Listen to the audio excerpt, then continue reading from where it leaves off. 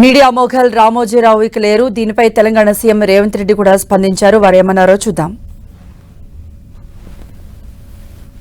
రావు గారు దేశ రాజకీయాలలో పత్రికా రంగంలో ప్రసార రంగంలో ఆద్యుడు, ఈ దేశానికి ఆదర్శంగా నిలబడి ప్రతిపక్ష పాత్ర పత్రికలు ప్రసార సాధనాలు పోషిస్తాయని నిరూపించిన వాడు.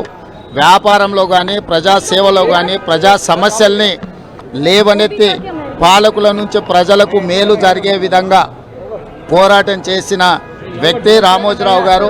వ్యక్తిగతంగా రామోజీరావు గారు వారి కుటుంబంతో నాకు చాలా సన్నిహిత సంబంధాలు ఉన్నాయి. వారి మరణం చాలా బాధాకరం. వారి కుటుంబానికి ప్రగాఢమైన సానుభూతిని తెలియజేస్తూ తెలంగాణ రాష్ట్ర ప్రభుత్వం రామోజీరావు గారి అంత్యక్రియలను అధికారిక లాంఛనాలతో నిర్వహించమని చెప్పి ఆదేశాలు ఇవ్వడం జరిగింది. రామోజీరావు గారు చనిపోవడం అనేది ఒక తీరని లోటు.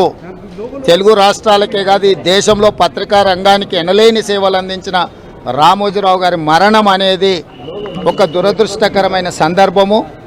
వారి కుటుంబానికి అండగా నిలబడి వారి కుటుంబానికి సానుభూతి తెలియజేసి అధికారిక లాంఛనాలతో రామోజీరావు గారి యొక్క అంత్యక్రియలను పూర్తి చేయడానికి కాంగ్రెస్ పార్టీ అన్ని ఏర్పాట్లను చేయడం జరిగింది.